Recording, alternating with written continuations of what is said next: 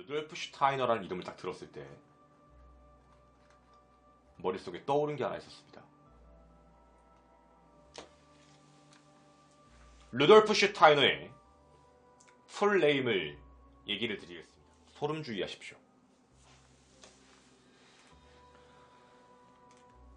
가능성의 가설 첫 번째부터 가보도록 하겠습니다.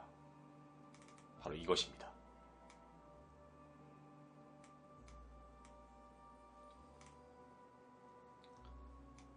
첫째,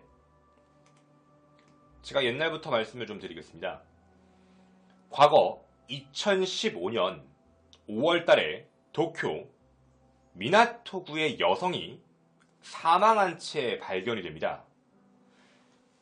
시신이 그 도에 거주하고 있는 30대 여성으로 보이는데 입에 접착 테이프를 붙인 상태로 죽었어요.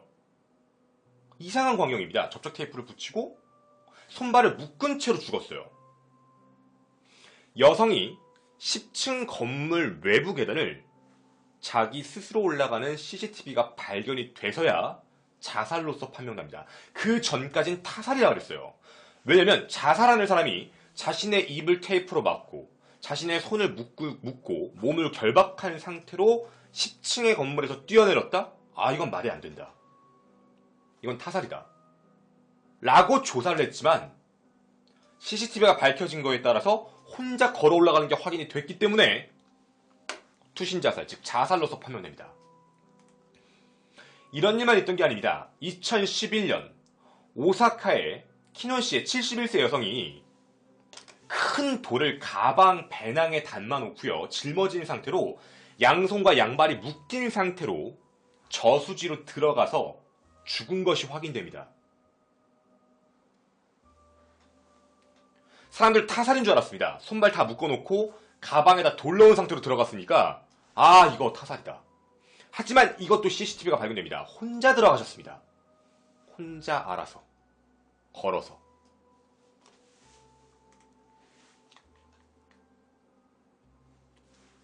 이것이 바로 뭐냐면 일본에서 만들어진 새로운 단어 Extreme Suicide라고 부릅니다. Extreme Suicide라고 부르는 게 뭐냐면 익스트림 스포츠에서 온 단어고요.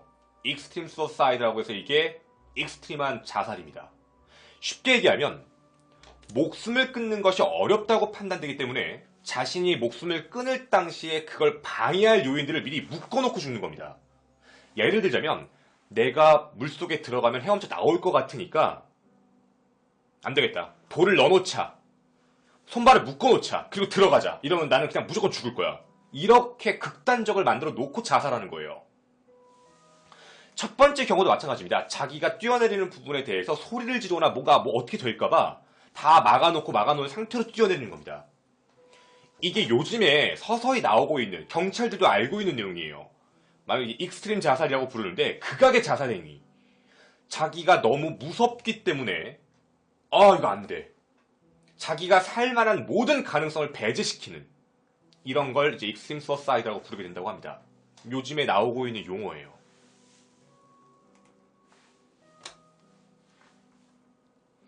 첫 번째 경우의 수가 바로 저는 이거라고 판단을 했습니다. 익스트림 서사이드.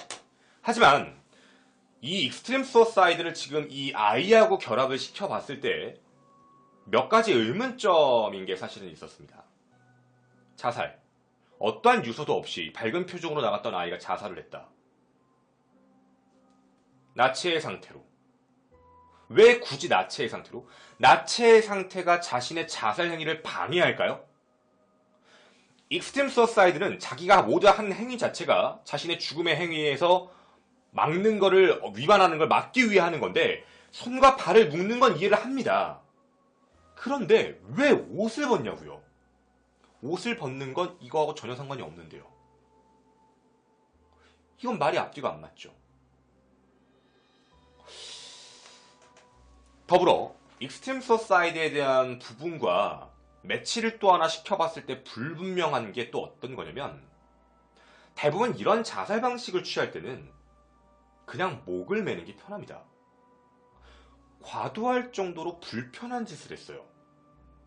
아니 그냥 아무렇지 않게요. 그냥 아무렇지 않게 위에 올려다 놓고 내려놓고 그냥 상자 같은 거 밟고 올라가서 목을 매는 게 더 간단한 건데 저렇게요. 굉장히 특이한 스타일이죠.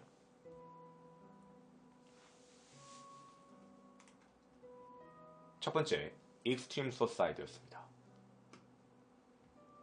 둘째, 힘의 관계입니다. 힘의 관계의 가설은 이미 일본 내에서도 나온 이야기입니다. 바로 이런 모습입니다. 친구 여러 명이 이 아이를 괴롭힌다.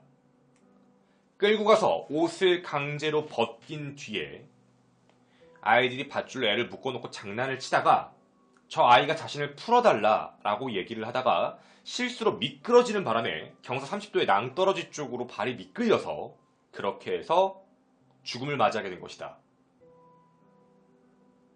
즉 힘의 관계, 즉 왕따설입니다. 근데 저도 이게 문제가 된다고 느낀 게 뭐였냐면 이게 만약에 맞다면 일본 경찰이 판단했던 제3의 흔적이 나와야 됩니다. 발자국 같은 흔적들. 어쩌면 가장 말이 되지만 흔적이 나와야 되고요. 두 번째는 뭐냐면 방어흔이 나와야 돼요. 그 방어흔이 게 뭐냐면 만약에 이 애가 자신의 의지대로가 아닌 실수로 미끄러져가지고 저렇게 매달린 채로 죽음을 맞이하게 됐다면 손을 어떻게든 끊으려고 했을 거예요. 이런 거. 이런 흔. 아니면 이런 흔. 이런 흔들이 필요한데 이런 흔들이 아무것도 안 남았습니다. 아예. 아이는 그대로 있던 거죠. 그래서 이게 요 부분에 대한 거는 말이 앞뒤가 안 맞아 떨어지는 겁니다. 아예 우리가 말이 맞다고 할 수가 없어요.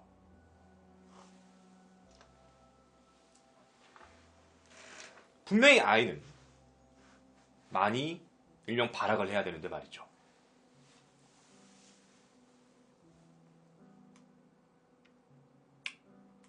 여러분, 저는 여기까지의 이야기들을 찾고 확인해 보다가 야 이거 진짜 이상하다. 이거 좀 보통 이상한 게 아닌데? 이게 진짜 이럴 수 있나? 가능할까? 여기까지가 제가 찾는 거의 한계였습니다. 원래는. 그리고 저에게 제보를 준 탐정도 이 이야기까지가 한계였습니다. 그런데요. 제가 최초로 밝힙니다. 진짜 이상한 걸 하나 찾았습니다. 물론 지금부터 제가 얘기하는 건 완벽한 제 뇌피셜입니다. 지금 저 앞에 두 가지는 이미 일본에도 설로 나온 얘기예요, 여러분. 근데 이 세 번째 이야기는 제가 처음 얘기합니다. 근데 저는 이게 이상할 정도로 맞아떨어져서 좀 소름이 돋아요. 지금부터 여러분이 갖게 될 그 궁금증을 하나씩 키워드별로 던지겠습니다. 세 번째, 발도로프 교육입니다. 발도로프 교육. 야, 발도로프 교육이 뭐야? 제가 말씀드리는 이 발도로프 교육이라는 건 바로 이런 교육을 얘기합니다. 일종의 대안학교의 시스템입니다. 지금 이 아이가 다녔던 학교는 공립학교가 아니 아까 말씀드렸죠? NPO 법인이 설명하는 운영 대안학교입니다. 이 대안학교는 지금 보시는 이거 발도로프 교육을 채택하고 있어요. 아시는 분이 있네요. 자연과 함께 친화적인 것. 발도로프 교육을 하고 있고요. 이 학교가 발도로프 교육을 시작하는데 발도로프 교육의 특징은 교과서를 쓰지 않고 시험이 없고 그리고 예술과 교육, 예술교육의 실천, 자연과 하나 되어야 된다. 우주와 하나가 되어야 된다. 네, 숲체험, 맞아요. 그런 걸 되게 중요하게 생각하는데 이런 발도로프 교육 중에서도 가장 한 파트에 많이 엉키게 됩니다. 그게 누구냐면 아까 보여드린 이분 루돌프 슈타이너 루돌프 슈타이너입니다. 1861년 2월 오스트리아 제국, 현 크로아티아 출신입니다. 1900년대 신비학 결사 신지학협회 소속 초능력이 있다는 걸 부분을 얘기를 하고 영적 세계에 대한 걸 얘기하다가 무언가 방향 차이가 생기면서 12년 인지학협회라는 걸 따로 만듭니다. 이 사람은 우주랑 연결해서 현대 사회를 우주 자연과 연결해서 모든 걸 풀려고 했던 사람입니다. 그래서 교육 방식도 7년 교육법입니다. 7년. 0세에서 7세까지는 육체 기관 감각이 발달해야 되기 때문에 매일의 생활 리듬을 맞춰야 된다. 8살부터 14살까지는 감정에 성장하기 때문에 교과 교육을 없애고 예술, 자연, 우주와 함께 느끼는 공부를 해야 된다. 세 번째가 15살부터 21살까지입니다. 우리가 지금 배우고 있는 일본과 똑같은 6, 3, 3, 4 초등학교 6학년, 중학교 3학년, 고등학교 3학년, 대학교 4학년의 과정하고는 다릅니다.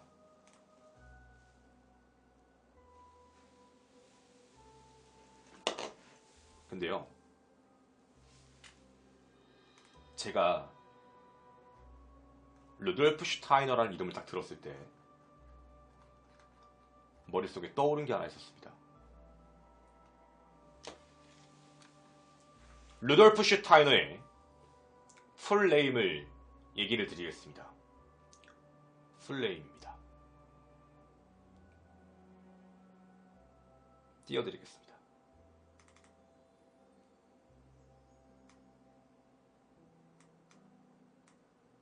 이 사람의 이름은 루돌프 슈타이너 프리메이슨입니다. 비밀결사 집단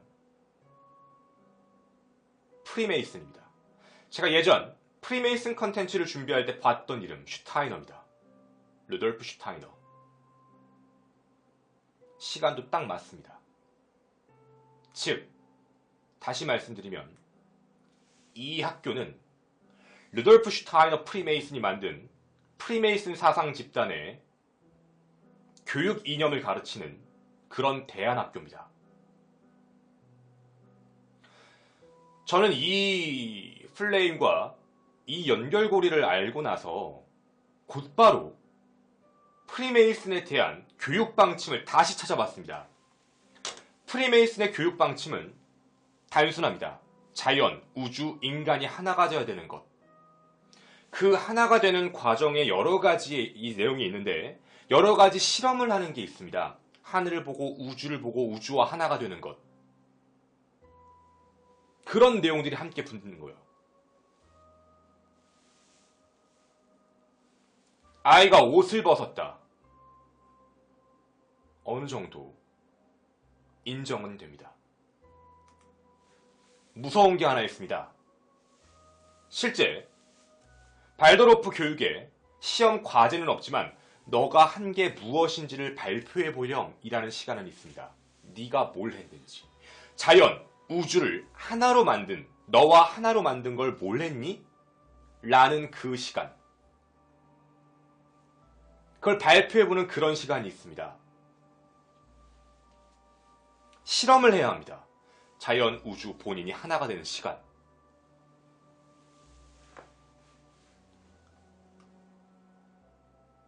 아이가 왜 옷을 벗었는지 제 뇌피셜이지만 저는 개인적으로 아이가 실험을 했다 쪽입니다. 옷을 벗고 자연과 하나 되기 위한 실험으로서 자신의 몸을 결박을 한 채로 경사면이 낮기 때문에 자기가 다시 살 수 있을 거라 생각했는지 모르겠지만 목줄을 맨 채로, 왜냐면 여러분 좀 무서운 얘기긴 한데 목이 극도로 조일 때는요 고통을 느낍니다. 그렇게 죽습니다. 하지만 대부분 사람들이 자살할 때 꼭 하늘에 매지 않고요 문고리에다가도 목을 메고 자살하는 경우가 뭐냐면 처음에 자신의 목을 메고 서서히 누르는 겁니다. 근데 처음엔 좀 숨이 졸리고 머리에 피가 몰리다가 나중에는 거기서 약간의 인간은 쾌락을 느끼게 되고 편안함을 느끼는 순간이 온다고 하더라고요. 왜냐면 뇌의 산소 공급이 점점 멈춰지기 때문에. 저 아이가 경사 30도 본인이 분명 혼자 걸어 나올 수 있을 거라 생각했던 그 공간. 근데 아이가 혹시 제 뇌피셜입니다. 내가 이게 지금 편안해지고 약간 초점이 나가고 몸이 나른해지는 게 내가 우주와 하나가 되는 것이 아닐까라고 판단을 했다면 아이는 그 상태로 방치됐을 거고 그 상태로 그렇게 죽었을 수도 있다고 생각합니다.